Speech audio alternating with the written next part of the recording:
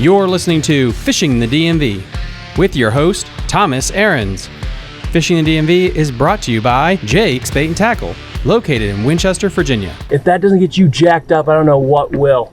Good evening, everybody. How's everybody doing tonight on this Monday Night Live? We have the man, the myth, the legend, Vic, in the house to answer all of your swim bait, glide bait questions. Dude, how are you doing tonight? I am, dude, I'm not going to lie. Today we've been cleaning the shop, which is a horrible, horrible chore to do. I had to get a new dust collector today. Just like we're getting ready for believe it or not, a lot of the bait making really goes down in the next like 3 months, shows, and this is when I really don't get a lot of sleep the next little while here, because between the expo season and the spring rush, which I'm never prepared for, it's just a lot of work. So trying to get the shop like reformatted, reset, clean, organized, not my forte, dude. If I could, I would hire somebody to just like pick up trash that I throw on the ground behind me all day, just all day. That would be great. I can't clean to save my life. I can do it in one full go, and then after that, it's like, all right, we're just gonna let this slowly become a huge problem again, and then we're gonna address it 2 months later. Yeah. Spitballing wise, rough estimate, how many baits do you want starting January 1 for expo season? Just really rough estimate. So I try to do I like to come to the shows with a lot of all the models, and that's what always kind of shoots me in the foot. I always seem to make it happen, but it's like I always bring way too much. I like to bring, between 180 to like 300 baits to a big show. Like if it's a big show, like when I go to the New England Fishing Expo, I want to bring a lot of everything. And especially because different areas in the country have different show cultures. Like I don't think I'm not going to do the Richmond show again, because that's never been a good show for me, unfortunately.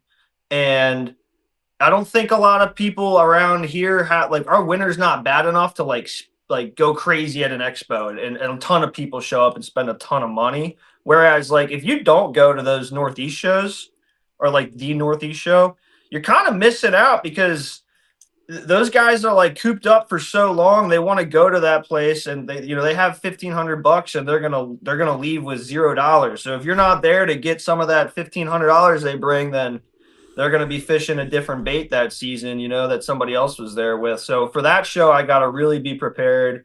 I think we're going to be doing the Classic. I got to send in all the paperwork and figure out how I'm going to pay for that, because that show is, if you guys don't know, I mean, the Classic is super expensive. From a guy like me, it's like, yeah, I really want to do it. But we're gonna do it. We're gonna make it happen. But it's like, dude, the booth is like almost $4,500, $5,000. So that one, we're gonna need more baits than I've ever brought, probably 500 baits. And then the other show I'm doing is the East Tennessee show. That's a big show I've never been to, so that'll probably be another 300, 400 bait load kind of deal. Wow. And it's yeah, it's tough to make that many, for me at least. It's tough to make that many and like put them to the side,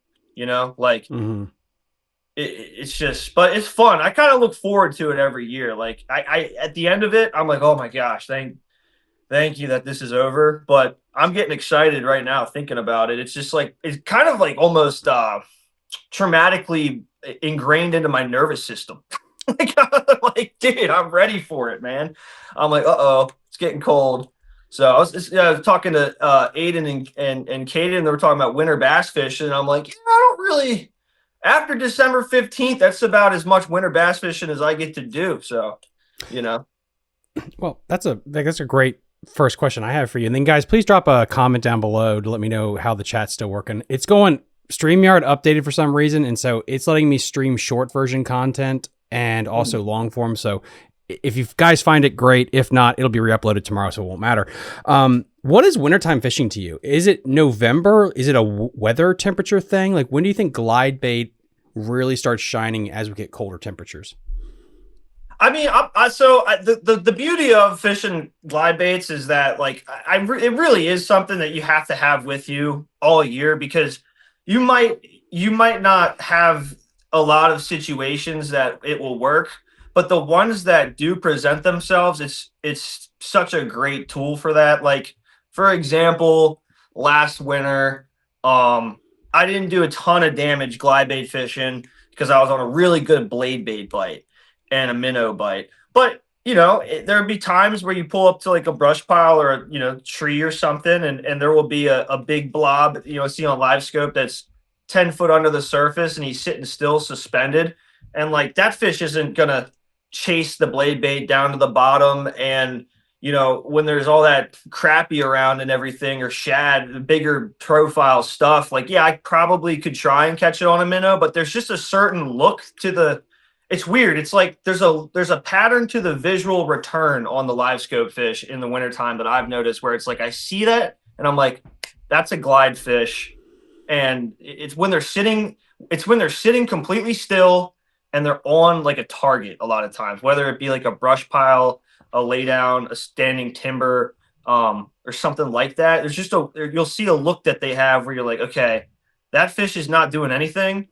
But because it's so cold, and I think because it helps that they're really dumb when it's cold, you're like, if I put something that's big and suspending and gliding over his head, I can pull him out of that thing and I'll probably get him to bite. And like your ratio to how many of those fish you catch compared to just roamers on the minnow, like you might have to throw it 15 minnow fish to catch one, or 10, or if it's a really good day, 5. But normally if I see them positioned the right way in the cold water temps, I say cold water temps between like under 50 and probably above 38. You know what I mean? I haven't done a whole lot of it in that high 30s because a lot of the lakes that I fish close, for one, and I just don't have the time to fish, for 2. But yeah, when they're like that, I mean, it's like every other fish will bite. So it's still good. It's still a good tool. And then I think there's times too, it depends on the winters we have. If like take a lake that is like a drawdown lake that's got a lot of sand and rock to it. I mean, if you have a warm front in the end of December around Christmas time and you get like 3 55-degree days and a lot of sunshine, there will be fish that'll pull like right up on the bluff, like rocky stuff in the stump yards and whatever. And those fish will be really easy to catch on a big bait. So it kind of depends on the weather transitioning not transitioning, the weather patterning and whatnot. But I think there's a time and place for it throughout the whole winter. But yeah, I mean, but that's honestly, that's kind of one of the reasons why I'm starting to make a minnow bait too, because it's just like the glide works a lot of times, but I'm finding myself using a minnow a lot more in the cold than I ever imagined I would. So I was like, I got to step into that game a little bit. Alrighty, I gotta tell you about something that's been a game changer for me. Super Blue Stuff Pain Relief Cream. Look, I've had a rough life. 3 reconstructive shoulder surgeries, I had a horse flip on me and break my back, and I'm out on the water a lot. I get aches and pains. My shoulder starts to flare up after casting all day. My back gets tight from sitting in a kayak too long. My knees get achy from standing in the front of the boat. And my neck will start to hurt from looking down at the live scope all day. And now with the temperature dropping for the winter, it can get rough out there, let me tell you. I started using Super Blue Stuff way back in high school when I started getting injured playing baseball. And honestly, I don't go anywhere without it anymore. It's in my truck. I have a bottle of the roll-on in my boat. And I also have one in a backpack that I always have with me when I'm going hiking or doing anything outside. The roll-on is super easy to use. Just roll it on whenever you're hurting and you're good to go. No mess, no greasy hands, and it works fast. What I love about Super Blue Stuff is that it's all natural. We're talking emu oil, herbs, botanical extracts, no harsh chemicals or junk you can't pronounce, and it actually works. And it doesn't have that insane burning sensation or super cold sensation. You just roll it on and forget about it. Right now, my friends at Emu Therapy are offering Fishing the DMV viewers and listeners 15% off any roll-on when you use the code BLUEFISH at checkout. That's Bluefish, BLUEFISH. Head over to bluestuff.com/fishingthedmv, link in the episode description down below, or call 866-571-BLUE. That's 866-571-BLUE. Trust me, your body will thank you. And guys, we're going to do the full breakdown here in a minute. Get all your questions in now. If you have any kind of buyer's guide questions or stuff about throwing it.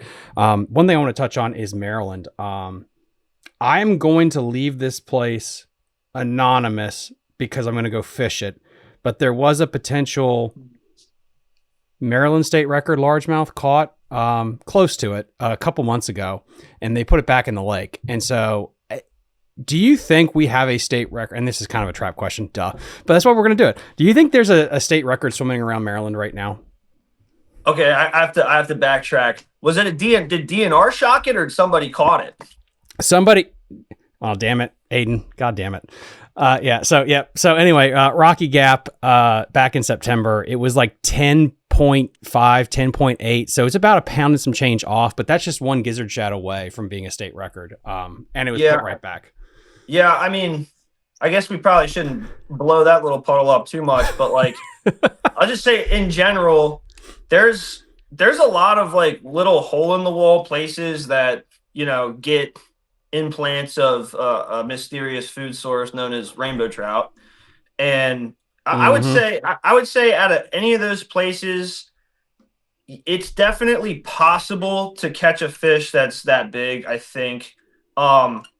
I don't think that these fish are really still in there, so we could talk about this one. I used to know a guy who would fish Lake Artesia in it's like right outside of College Park, Maryland. Or like right in there. It's like in a weird little area. It's like a little park lake, man, with a bunch of lily pads in it. They put a bunch of rainbow trout in there. And I think he caught 2 10-pounders out of that lake. This is probably 6 years ago, maybe 7 years ago.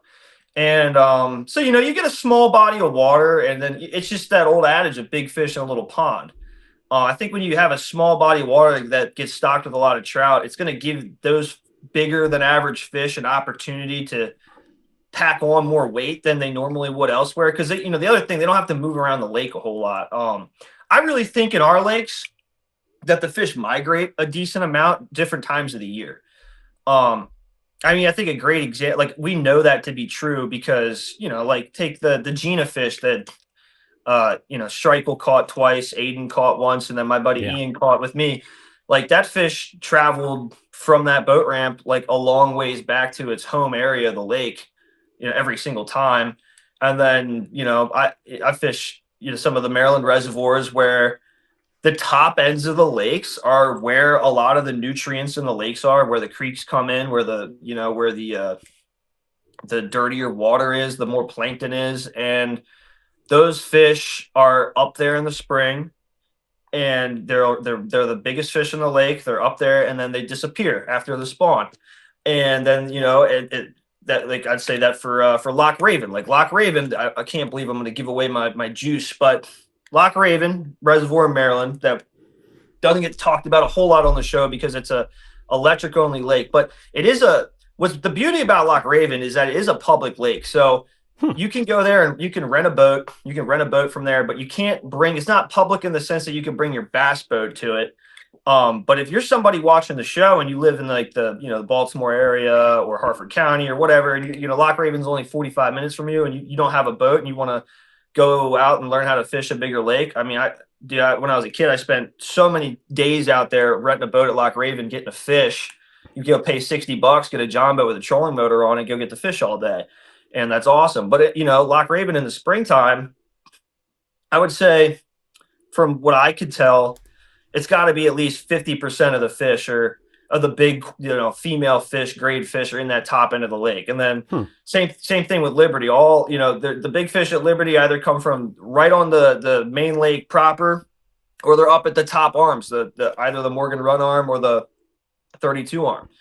And, then, they post spawn up there. They kind of sit up there for a little bit, and then people catch them in tournaments and bring them back. But they keep every spring. It's the same thing. It's like, where do those fish disappear? But then they keep coming back. They keep coming back. So I think like on those lakes, we have the food source for these fish to get that big, but I think they might travel around too much and they might not live as long for that combination maybe. And that's why those Rocky Gap, Artesia pond places that also have good food, like those fish, you do hear about a 10-pounder getting caught every now and again. I mean, I haven't heard about a 10-pounder getting caught out of any public reservoir in Maryland in I I don't know, forever. I don't know if it's happened in the last 15 years. Do you need trout?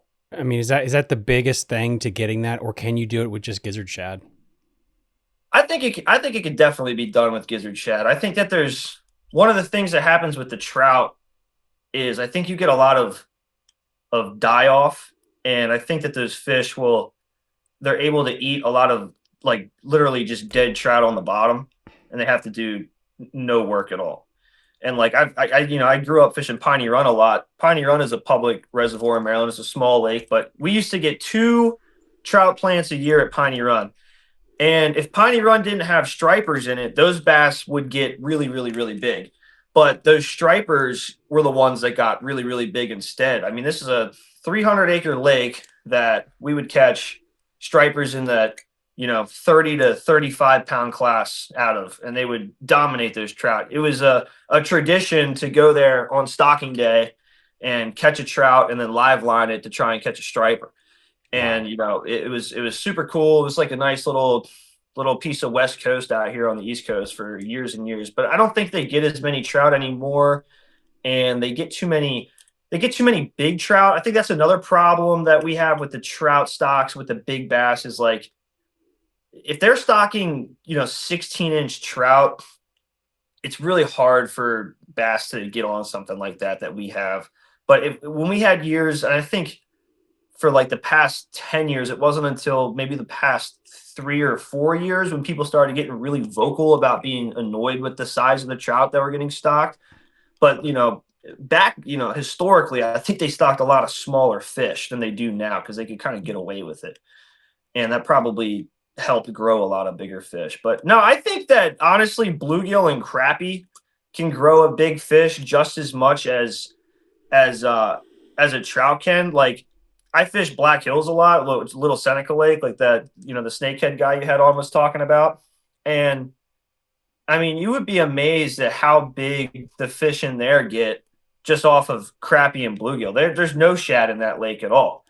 And they get huge, and they get huge quick. I think the only problem with that place is that there's so many fish there that it might stop them from getting that 10-pound range. And I kind of think the same thing with Occoquan. I mean, if there was any place that I thought that I could catch a fish over 10 pounds out of, it would be Occoquan Reservoir. But, if it hasn't happened yet, I don't know that it ever will. And I say that because the guys that fish Occoquan are really good. I mean, we all know that. McCluskey fishes there, Streichel fishes there. The locals that fish there are really good. It's not that big of a lake. It feels like a big lake when you're there going there the first few times, but once you fish there for about a year, it's really not that big of a lake.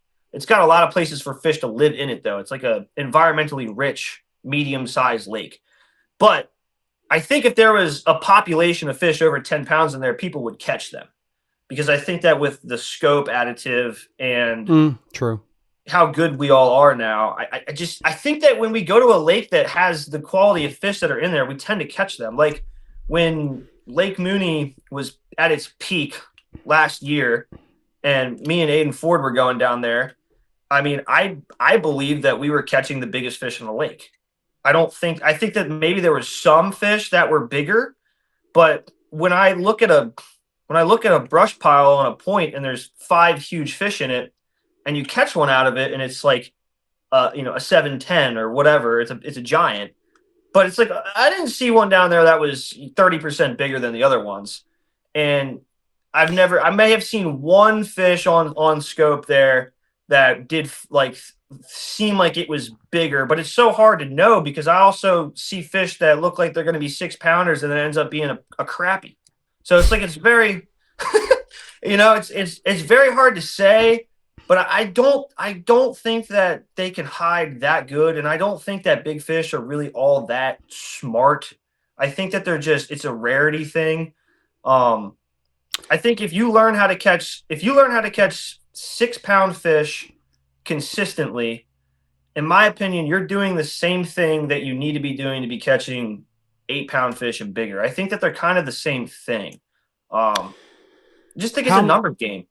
And I think that this might be body of water dependent, but I've heard the rumors and stuff that the 10 pounders at Smith Mountain Lake school with the striper, and they don't act like bass anymore. I haven't been there, I haven't witnessed that, but those are the rumors. Like, do you think some of these bigger fish start acting differently and they don't act like bass anymore in certain bodies of water?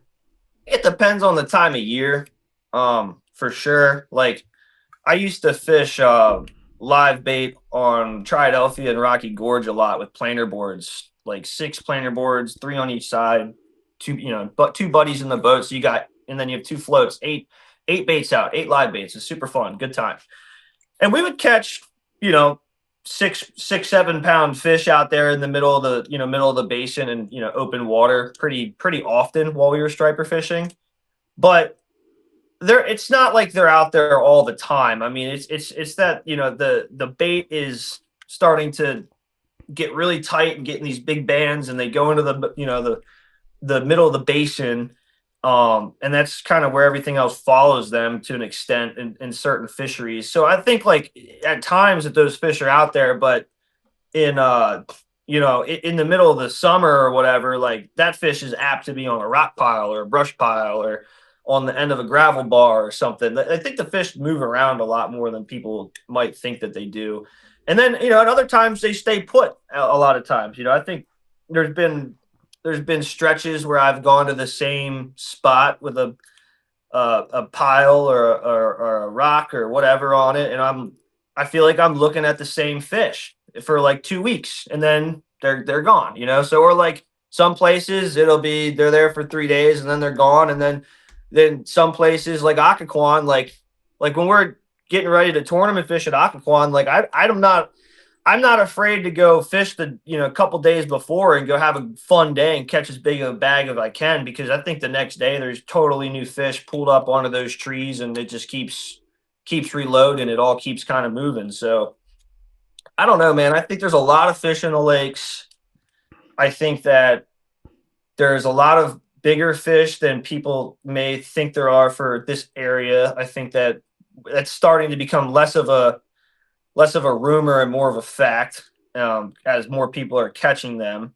And I think running into one over 8 or 9 pounds is just a matter of chance and a matter of time of year. I do think that a fish that weighs 7 pounds last month could weigh 9.5 pounds in the spring. You don't know. It just depends how big they can get, how much weight can they put on it. And that's really what it comes down to. Like with trophy fishing to me is changing your lifestyle or arranging your time off or whatever, putting the most time on the water when the fish are the biggest.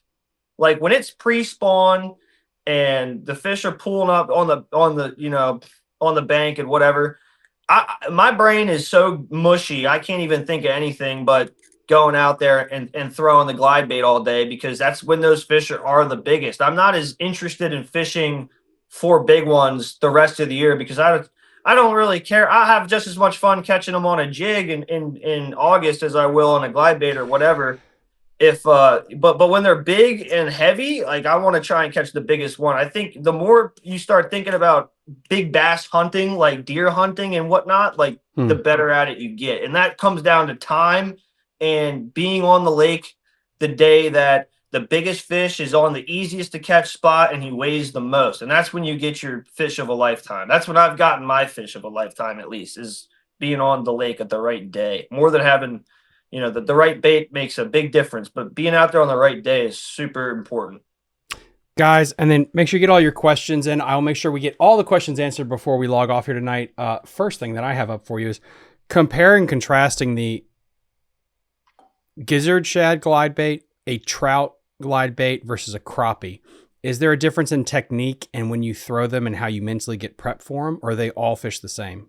I think that fishing a fish that is eating gizzard shad, there's a lot of maneuvers and retrieve styles that you can get away with and you can exploit that you can't with other fish that are eating other types of baits.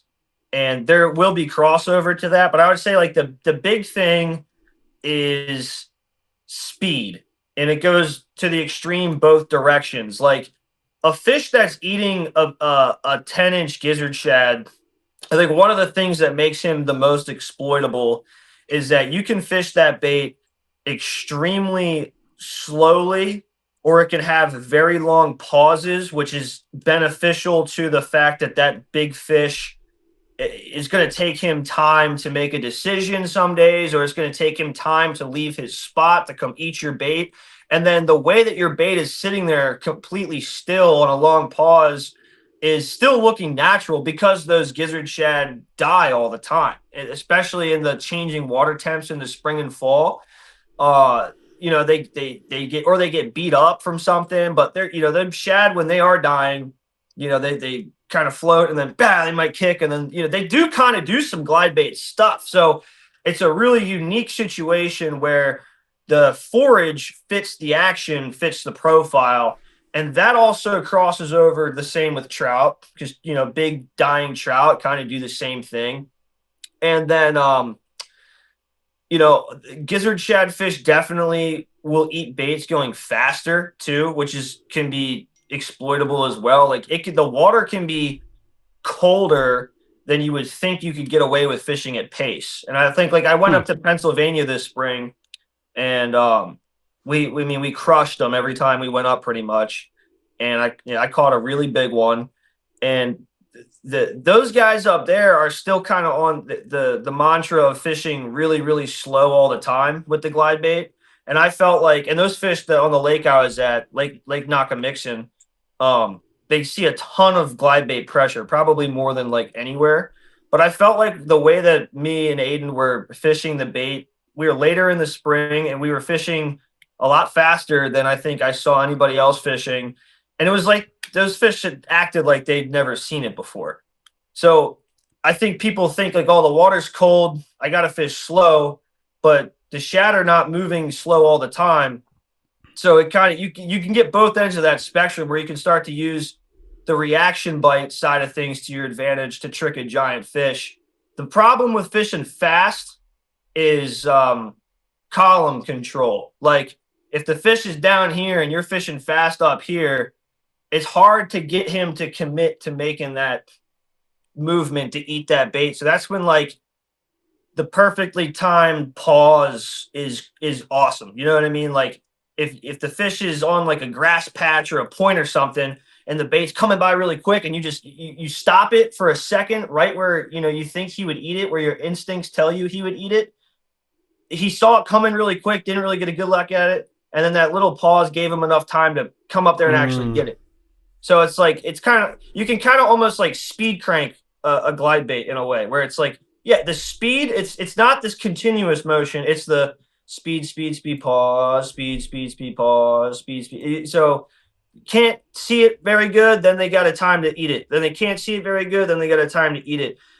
Bluegill fish and crappie fish, I've had a harder time with, because especially when the water's cold, bluegill and crappie just stay super still a lot of times.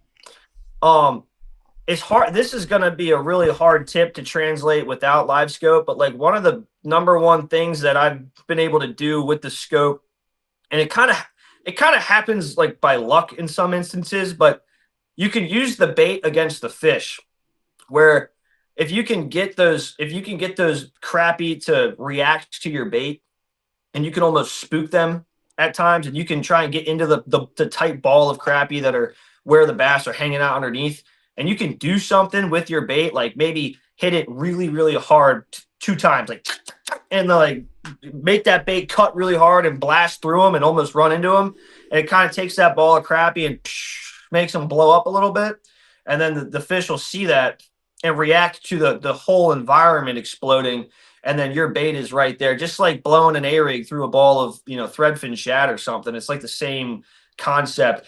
Now, what I love about bluegill eating fish is fishing for them when the water's hot, because that's when big fish will pull up shallow in the morning and the evenings, and the water's super hot. It's clear, or, whatever, where I'm fishing, it's clear in the summer. And it's hard to get them to eat, like anything in general, but that's a good, unique situation where the bluegills that they're hunting are doing that burst, thing where they're chasing them. So you can fish a bluegill glide bait, which of course we make a bluegill glide bait, and you got to have the profile of the bluegill and the color. It's one of the only baits that I think it makes a huge difference. And but you burn, and then pause, burn, pause, burn, pause, and you just get such a volatile reaction to those fish, and it's pretty awesome. So like, but in the summertime, those gizzard shad eating fish are usually not in a water column that is very good for glide bait fishing, unless you're up in a river or something like that. And then speed up in a river is awesome in the summer with the gizzard shad bait too. I 100% agree with you, because I think if you guys want to understand this more, go to like the Bass Pro Shop Aquarium. Just watch how crappie and bluegill interact with bass. It's a completely different vibe that they have with them, and you do need to bust up a school or get them to act different to get bass like to turned on. I don't know if it's a vibe they give off or something, because you see this when a kid catches a bluegill. As soon as you hook one of the bluegill, the bass get perked up, but otherwise they're just chilling with them like nothing's wrong. You got to do something about that. I think it has something to do with the lateral line, and because they're fish that cohabitate so much, and I think bluegill are super agile and super good at getting away from bass. That the bass they kind of know, like if they don't have like low light or a really good ambush spot, that it's almost futile to like run them down unless they have something at their advantage. But when they pick up that distress signal from them, like they're doing when they're hooked on that kid's bluegill rod, they respond to that like immediately.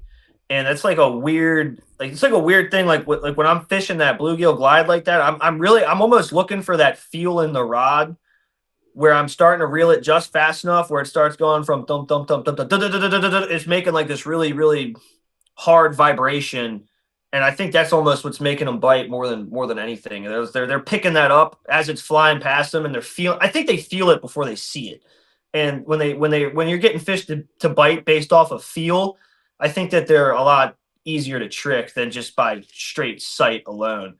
And like that's what the water displacement thing comes into a lot in the spring too. Like that's why in the spring I think it's really important to fish a bait that's like almost suspending, because it's displacing the water supernaturally. If it's sinking through the water too much, I think they just kind of pick up on that. You'll see that where like if you pause your bait in the spring and you're fishing a moderate sink bait and it starts falling, they just turn off of it a lot of times. But if you fish it and it's just sitting there, I think that it just feels and looks real to them. And if you could combine the two, the feel and the look real, that's when they get tricked up, I think, the most.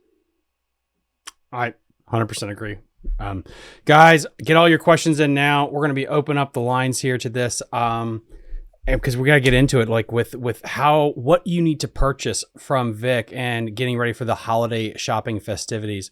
So let me get I had the first one there. Let me get it. Okay, here we go. We got Jake Ham. In your opinion, what's the best setup to get into glide bait fishing? Thanks, Jake, for getting us started. So I'm going to give you guys an answer that I don't think we have seen anybody talk about, and I feel almost like a villain for suggesting this, but this Bass Pro Shops Carbon Light glide bait rod, it is $150. And me and Aiden started using these like a year ago. Dude, these things are phenomenal. Okay. I'm not going to lie to you. They really did a good job with this rod. I'll tell you, if I almost had to build myself a custom rod, it would be damn close to this thing, man. This is a great stick, and I'll give old Johnny Morris props when he deserves it, because I think it's fantastic that kids can go walk into the Bass Pro Shops, they can buy a rod for $150 that looks pretty sleek, is balanced out perfectly, actually will throw the glide bait absolutely perfect, hooks the fish great, is actually parabolic the way it's supposed to be. Is, as far as we can tell, they're pretty dang durable. I mean, we've been boat flipping big fish with these things for a year now. We've been hanging stripers on them. We've been doing all sorts of stuff to these things, and they're pretty dang dynamite. I mean, and plus, if you break it, you can walk into Bass Pro and exchange it, get another one. I mean, I hate to support the big corporate, but right now this is what I'm recommending to guys if they want to start fishing a glide bait is this rod. It's the best rod in the price point across the entire all the options. I mean, I've used the Dobbins, I've used the cheap Daiwas, I've used all the iRods and whatever that are in that same price point. They're all heavy. They're all balanced weird. The handles are too short, or the guides are crappy, or whatever. But no, this thing is perfect to me. I really couldn't recommend a better rod than this. And obviously, Bass Pro Shop is not giving old Vic any money. But yeah, I really like this thing. I like this thing a lot, and I use it. It's probably like my daily driver rod. So What size line and reel do you need to be successful? So I would say if you want to get a dedicated swim bait rod, and this is what you're going to throw more than just like one bait on. What you need to decide is are you going to try and dabble in some baits that have a little bit of resistance to them that are, maybe you want to throw some big rat baits or some crank downs and some swimming baits. And if that's the case, you want to throw a lot of everything. You should probably go with like a 300 size reel. And I would always favor the higher gear ratios because you're going to be fishing the big swim baits with your reel primarily and the rods secondarily. So when I am working this bait, I'm pointing the rod just off to the side of the bait, and I'm going to snap my reel handle, and I'm going to barely kind of twitch the rod as I'm working the bait. But I'm primarily doing it through the reel. So if I have a high gear ratio swim bait reel, then I've got more control over my bait. I've got more ability to do different retrieves. I've got a better sense of feel. I've used a 200 size reel quite a bit. I am going to say I think I'm going to start getting away from them. I really am. For a long time, I really liked the 200 size reel. One of the frustrating things about it is the line capacity is sketchy. Like you have to re-spool frequently because once you cast deep into that spool and you lose some line, you lose that bite. It makes fishing the bait a lot harder. I would say for a long time, for like the last 2 years, I would say I liked fishing the 7-inch on the 200 size reel the most, but I just kind of revisited something this past week that I was like, I need to try this again and see what I think about it, because I'm sure you've seen videos of me casting baits off into the oblivion a lot, and I can't stand it. I hate recommending 20-pound line to guys that are new because I cast baits off with 20-pound. I don't cast off baits that weigh 2 3/4 ounces with 25-pound like ever. It seems like 20-pound line, you have to really retie very disciplined. Like you have to retie like every hour. If you're casting this rod for an hour, you need to retie that bait at the end of that hour if you don't want to lose it. Sure, you can push it. You can push your luck. I do it all the time. Sometimes you get away with it, but then you're gonna wind up that rod and it's gonna break right back here, and you might get lucky. It might land right in front of the boat, or it might land 30 feet from the boat and you'll never see your bait again. So what I just figured out is that if I use 25-pound line and then I fish the glide bait with a snap, it will fix any kind of, the line is too heavy for the bait problem. That freedom that the snap is giving the bait to be able to do that turn is letting it do just as good of a glide as it was on the 20-pound with that snap. And that's kind of the first time, honestly, that I've noticed on a glide bait, when do I use a snap or when do I not use a snap? I've always kind of thought it was an unnecessary accessory, but it seems to have solved a lifelong problem of mine of casting baits off and how can I get away with using that heavier line. But that 25-pound line on a 200 size reel is kind of no good. So I bumped back up to the 300, so I have the line capacity to handle that 25-pound line. Added the snap, and now I feel invincible. So I'll be running this for a while, and we'll see if like at the end of next spring if I still think the same. But right now, that's where my head's at with it. There you guys have it. And then we got, I'm going to open up the comments, guys, so everyone can see it. But we got another good question here from Chad Claypool. Chad Claypool with my Joe Biden reading capabilities. Ever use glides on the Great Lakes in the spring for smallmouth? Do you have a size or presentation? Why would I say preparation here? Presentation. I haven't been up there personally. I sell baits to plenty of guys up there. Smallies are one of those fish that are weird where like they will attack stuff that is way too big for them or bigger than you would think. But I'll say day in and day out, yeah, that's 6-inch range, man. Like especially when we fish like the rivers and we're around just purely smallmouth. I mean, like I know Thomas has got one right here. Yeah, the 6-inch size bait difference, guys. Here you go. Is going to get you a lot more bites in general. Especially around smallmouth for sure. And then I make 2 versions of the 6-inch. I make the shad profile version that Thomas just held up, and then I make like a herring smeltier kind of looking version. The only difference between these two is just profile. And I try to make these herrings sink a little bit faster than the shads across the board, batch to batch, because this one is a little bit better at fishing kind of slashier, and because it's a little bit shorter in profile, it kind of responds to a little bit of rod, jerkbait style fishing, just a touch better. But yeah, the 6-inch bait is probably going to be your best bet for smallmouth fishing anywhere, whether it's the Great Lakes or the river or the reservoir. I think that bait is going to have your best hookup ratio. You'll still hit the bigger stuff. The problem with the bigger stuff with the smallmouth is they're very good at headshotting baits. Yes. So you'll get you will definitely get a lot of bites fishing smallmouth with a 7 or 9-inch. Like I've gotten a lot of smallies to smoke a 9-inch glide, but they will come up, under it, in front of it, and then eat the face of it. And I will say, one little sneaky tip for you: if you are noticing that you're getting fish that are eating the face of the bait, one thing I forget to do a lot that you can do is you can put a treble hook on the line tie of your glide bait. Any kind of glide bait, you can do this. You put a split ring and you put a size 2 or 3 treble hook on that split ring, and then you tie off your main line to that same split ring, and you fish it like that, and you will catch fish that are eating the face of it. It is a little bit sketchy. You got to watch your line more, but it doesn't really foul up in the cast a whole lot. I've personally never broken one off because of that. I've heard stories that guys had, but hasn't happened to me yet. But yeah, that's another thing I'm going to be doing more of next season is keeping that face hook on the bait.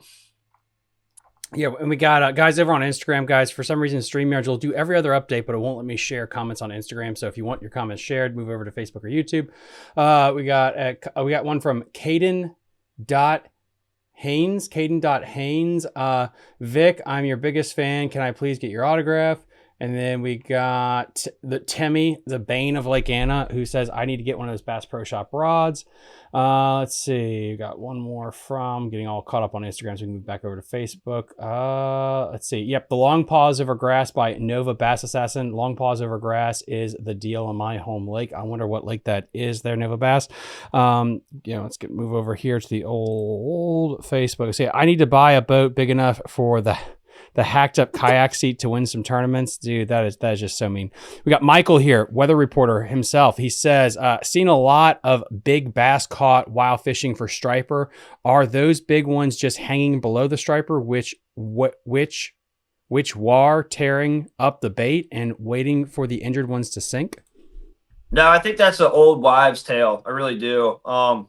Just the other day, you guys could see the last video I posted on my Instagram. I was out in the middle of the lake scoping stripers with the glide, and what they're doing, I'll tell you guys what they're doing out there. You call it the worm. When the plankton population starts to decline in the lake as you get colder, that's when the gizzard shad get into the big football field long, mile long worm, and they condense. And I don't really know quite why they do. I think I've read and heard it's got something to do with the way that they try and feed and stay together to get food and plankton better. I don't freaking know, but they get into that big band, and there's so much bait out there that you can have fish just on inside of the schools of bait The bass will just be inside of the schools of bait. They're just like, you'll barely see them on the live scope, and they're so hard to catch when they're like that a lot of times. But the stripers they're coming from wherever they're sitting, and they know where the food is. They're heading to the food. The bass are doing the same thing. You're not really seeing them too often where, like, I've never seen it personally where you have stripers up here swarming, and then there's and there's fish just hanging out underneath of them. I just think it's an old coincidence. It's an old wives' tale. But like when you have the 80% of the biomass of food in the lake goes out into the middle of the lake, obviously the bass and the stripers are going to go out there and take advantage of it.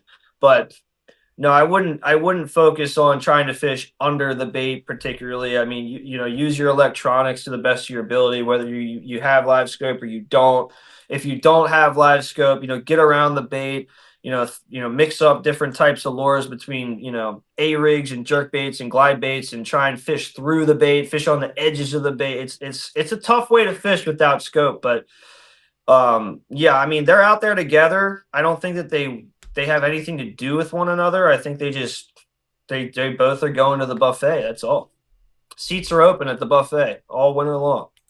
And let's see, we got Travis here who says, got a bunch of swim baits from Throwback Baits and Clutch and Fish Everything. What are your reviews of the chip block?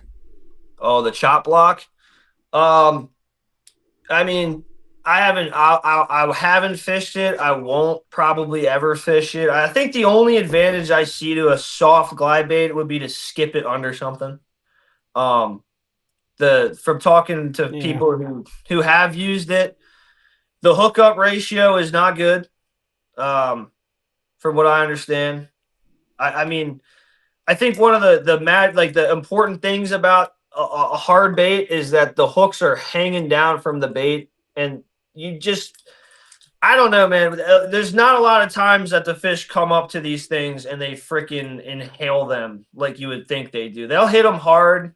When you get those thump bites on a glide, yeah, if you had a soft bait, it would be sucking it in. But all those nipping and slashing and rolling bites, I don't see how you're going to hook any of those fish on a bait that has the hooks embedded into the bait. I don't know. It doesn't seem like a great idea to me personally. Yeah, I don't like the hardest bites I get usually are from smallmouth, but 90% of the time they headbutt it. And with largemouth, it's always nipping, it's slashing. It's rarely you get that inhale. And I don't know. I just think it's gimmicky what they put out, but that's just me. We'll see. I mean, I think it's good for people to be able to try something that's big for less money, but from a consumer standpoint, I think that's good. I think if it's not broke, don't fix it. You're not going to be able to fish those baits. Those baits aren't going to suspend. That's another thing that you'll have. Ooh, here's a good one.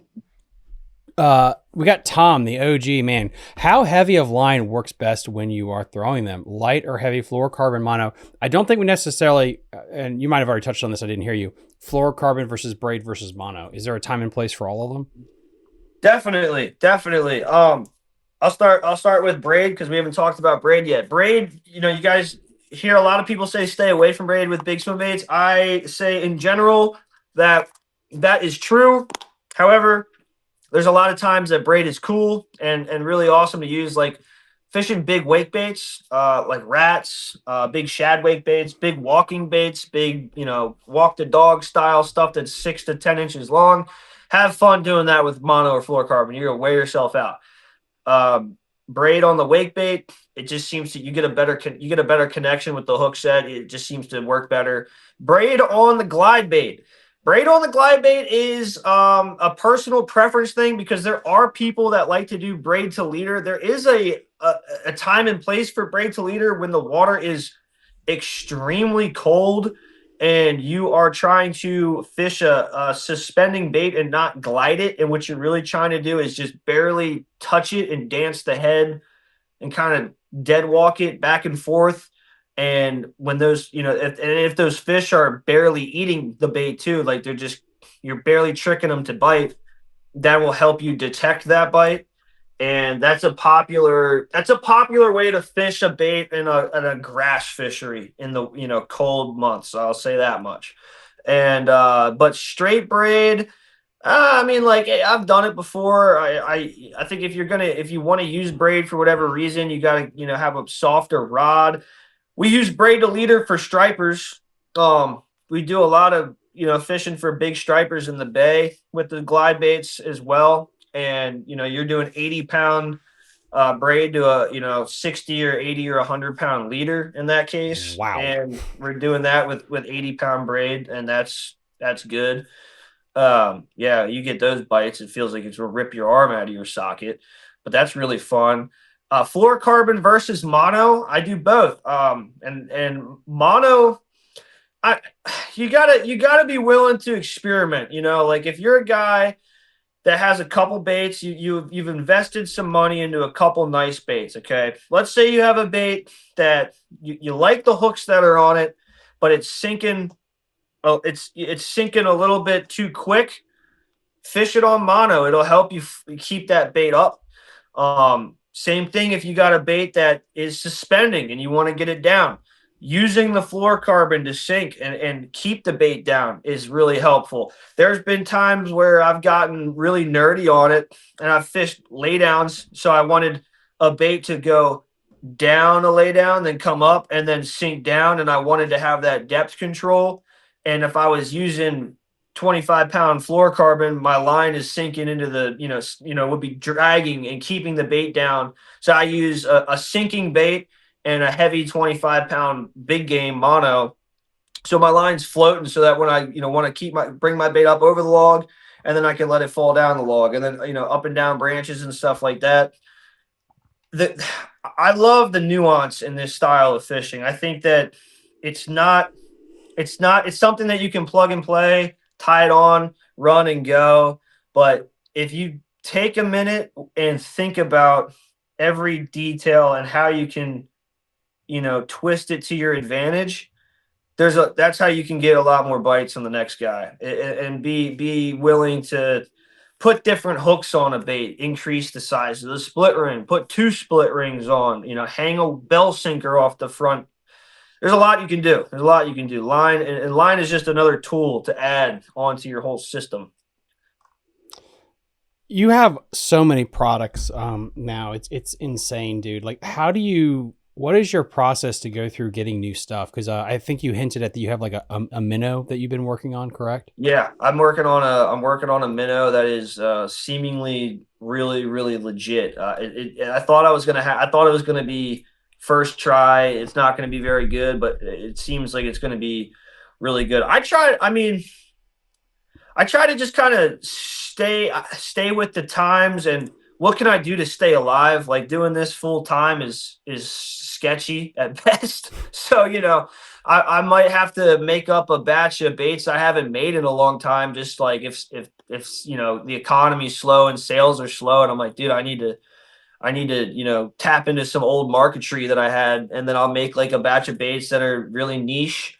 Or, I make stuff seasonally. Like I try to do some big trout glides in the wintertime for the West Coast guys, and, the Alabama striper guys and Tennessee striper guys and stuff like that.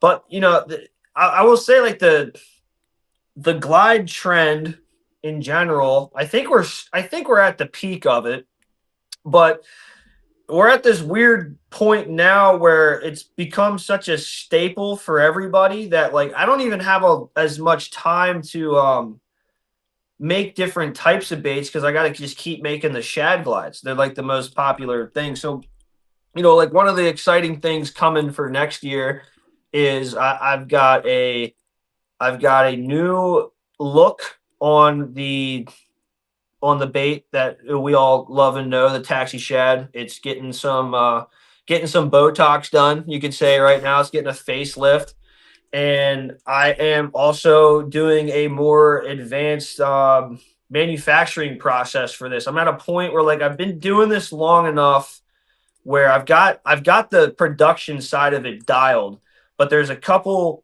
there's a couple things that really slow everything up that keep me from making as many baits as I need to. And one of the big things is painting. Painting them takes a long time to make them, I can't seem to make a simple paint pattern that looks nice, that is easy to do. It's like it's either got to be my full force, 100% effort to, make me happy with the product, or not painted at all and bone. So what we're doing is I've been working with a 3D design company, and I've been running through different scale patterns and different, features and this and that. And I'm doing a 3-dimensional scaling on the shad glides for 2026. And that's going to let me change my paint process on the manufacturing side of things. That'll cut that time, down to a third. And I'm getting I've designed some very sweet molds where normally like you make one bait at a time in a mold. Well, I'm getting these molds designed where I have a mold that's this big, that I have, 5 head pieces in that mold, and then I have 5 tail pieces in that mold.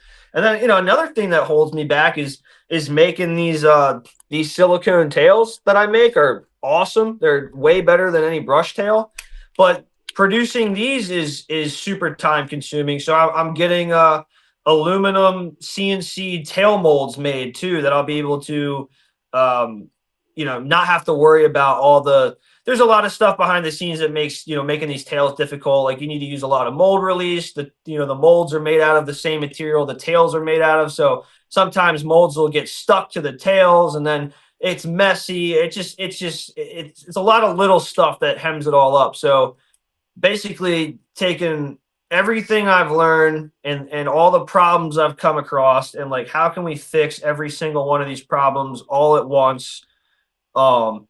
This project's costing me a pretty penny, but I think it's going to get the product to the highest level that it can possibly be. I don't think there's anything we can make better on it after this. It's visually going to be better. The paint is going to look better while being easier to make. And I'll be able to, make them at a lower price point as well. I mean, I think that there's a lot of guys out there that have really kind of squeezed the lemon on how much money you can get for these things. And I've always tried to, cover my bills and make enough baits that I can get by and whatnot, and not sell a 9-inch bait for $250. Like, I feel weird saying that because I still sell a 9-inch bait for $160, but there are guys out there that sell them for $100 more than I do. And I don't really know where they get that number from, but like, I think that bubble is bursted. I think that that's not going to be a thing for much longer, which is great for everybody. Makes my job a little bit sketchier in the sense that it's like, okay, we're going to have to sell more units, but I hope that if I can provide a better product at a lower price point, that we'll be able to do that. So we'll see, but I'm excited about it. And then the minnow thing. I mean, I just think that the swim baits, as awesome as they are, they last too long. They're not disposable like other fishing lures are. So I got to have some other types of baits. And I've always wanted to make and design tons of fishing lures, man. I mean, that's why the company name is Fish Everything. I mean, we do a lot of different types of fishing, and I want to bring my design brain to all the products that I can. So we're going to, slowly start to do more of that. Guys, this guy is a one-of-a-kind lure maker in our area. We got a couple more questions here, guys, before we have to wind down for the evening. Do you feel the action on the glide is more important than the paint job? 100%, man. I always tell people, you need to have a bone one, and you need to have a painted one, and then what you choose for that painted one, it becomes personal preference. As far as paint goes, just to break it down simple, think of it like shades: baits that look bright in the water, baits that look dark in the water, and then baits that flash in the water. Like this purple and white bait is like bright and still natural. So this is like a good in between bone and painted. And then something that's like this, that's all, just very natural. This even has a matte clear coat on it or whatnot or something like this that's, you know, very natural and whatever. The natural baits are going to hide in the water more and just present as realistic as possible. So don't overthink it. Just have a naturally painted one and have a bright bone one or a bright painted one, and the action will catch the fish after that for sure. All right, we got another one here. All right, you, Vic, one glide the rest of your life, size-wise, what is it? 7-inch taxi shad, 100%. There you 100%. go. How small can they go and like actually work? Because you got a 6. Did you ever like have an ayahuasca journey and be like, I'm gonna make a 4-inch or a 3-inch? Like, is it worth it to get that tiny? I got one that so we're gonna make the taxi shad in like a 4.5-inch, and I think that's about as small as you can go. And still, I mean, like, you can make one that was an inch long, but it's not really gonna really glide. What the 4-inch one is gonna be to me is it'll be the same shape, but the bait will actually be much wider comparatively speaking to the rest of the bait. So it still has that mass because it needs that mass and that inertia to work. And then that little bait will be just because, you know, honestly, I don't know what it'll be for, but people like to have little tiny ones. I mean, I guess if you drop it on a scope fish or something, it might work really well. I don't know. I don't even throw the 6-inch much, dude. I really need to do it more. Like, we fished a tournament on Lake Anna and I was getting them to roll on the 7 and hit the 7. And I was like, Aiden, I might have to throw the 6. And he was like, do it. And I started throwing the 6 and I started catching them. They weren't giants. They were small, but I was like, man, if I was throwing the 6 earlier, I wonder if I'd have caught those 3-pounders that we desperately needed. So yeah, I am guilty of not going small often. It's, you know, speaking from experience, those smaller ones work so good on smallmouth rivers around here because unless it's the Susquehanna River where there's so many smallmouth that are 20 plus inches, if you're fishing a kayak derby on the Upper Potomac, Shenandoah, New, that smaller glide will get you that bonus fish that's 17, 18 inches plus, like without a doubt. And so I at least, guys, I know I always have one of these tied on when I fish a kayak tournament around our rivers because you're going to get at least one to come up on it. And so I'm excited for that new bait because I think it's going to be really cool around some of these rivers around here. Yeah, it's going to have a time and place for sure. I want to make a version of it that sinks really fast, that you don't even fish like a glide and you just fish it almost like a, I want to have a small one that I can fish in a hybrid way between a rattle trap and a glide bait where I can yo-yo it. Like a 4-inch one that sinks the same speed as a rattle trap. So it falls like this and I can throw it into a bait ball, let it fall, and just, it'll be a totally new style of lure that the fish have never seen before. But yeah, as far as glide baits go, yeah, I don't know if there really is a whole lot of reason to go under 6 inches. I think that the 6 inch has really proven itself. You know, I catch a lot of like 10-inch smallmouth when we go smallmouth fishing on the 6-inch one. They don't seem to care. They just hit it. They do. It's with passion too. And guys, if you want to check out his stuff, as always, there's a link in the episode description. I just repasted it into chat. If you want to go click on that link, go check out his stuff. Yeah, I mean, what do you have coming up? If people want to get a hold of your product, what's the best way they can do it? Follow the Instagram and follow the posts. I'll say like at the end of like this Friday, we'll have a drop coming. There might be some painted 7s in the drop. I'm actually doing a drop of big baits, a drop of 12-inch baits this Friday, like all nicely painted. I know that I'm going to have a good grip of bone 7 inches in that drop, maybe some painted ones.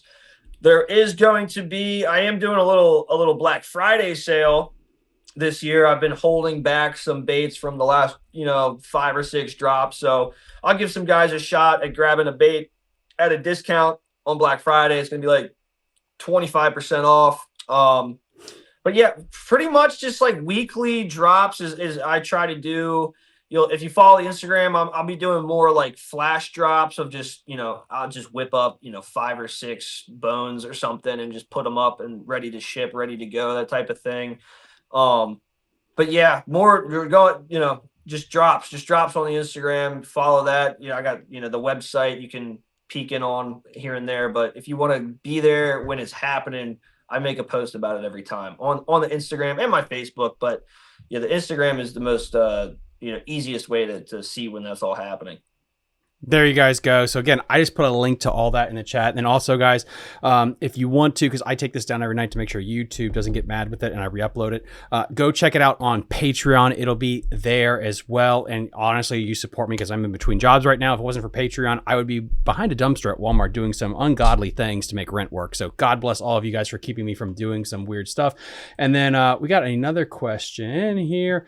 Okay. Oh, this is the last good question to end with. Caden on Instagram says, do you have any tips for winter glide bait and swim bait fishing? Fish intentionally, and don't be afraid to fish a little bit aggressive in between your pauses. I like to think of winter glide bait fishing just like I think of jerkbait fishing. Honestly, it's all about getting their attention and then getting to eat it on the pause.